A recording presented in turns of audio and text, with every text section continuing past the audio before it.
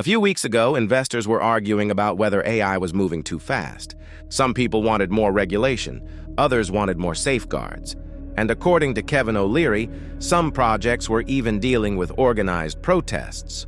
What's happening in Utah right now is we think over 90% of the protesters are actually not people that live in Utah or Box Elder County. They're being bussed in. And so people live in Utah aren't stupid.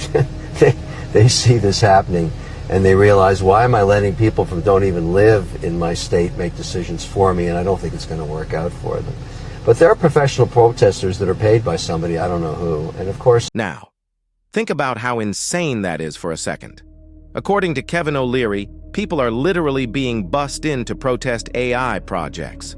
Whether you agree with it or not, that's a pretty wild sign of just how intense the AI race has become.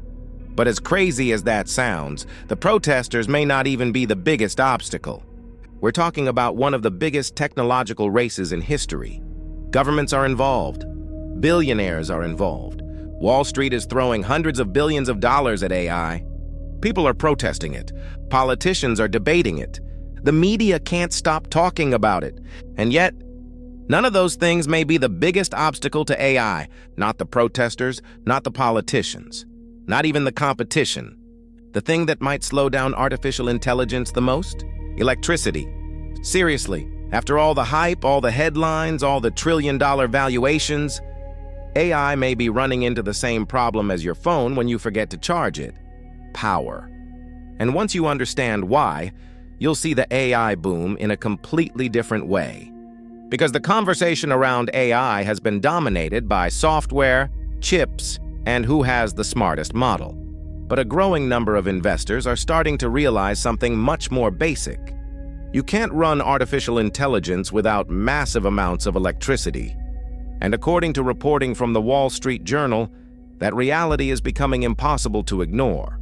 Utilities across the country are seeing demand forecasts surge as tech companies race to build new AI data centers.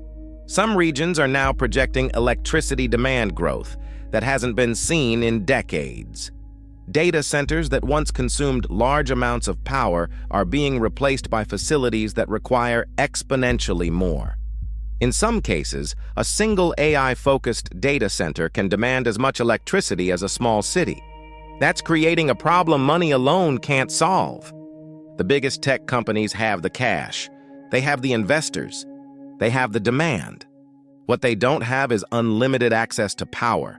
And that's why companies are suddenly talking about power plants, transmission lines, substations, and transformers with the same urgency they once reserved for chips and software.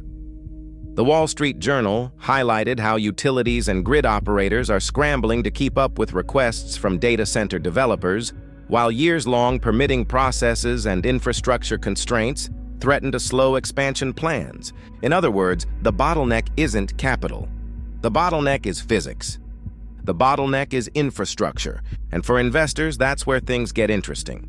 Because if AI spending continues to accelerate, some of the biggest beneficiaries may not be the companies building the models. They may be the companies supplying the electricity, upgrading the grid, manufacturing critical equipment, and enabling the infrastructure that makes AI possible. That's the part of the story most people aren't paying attention to. Everyone is focused on the AI gold rush. But history shows that sometimes the biggest winners are the ones selling the picks and shovels. And in this case, the picks and shovels might just be power.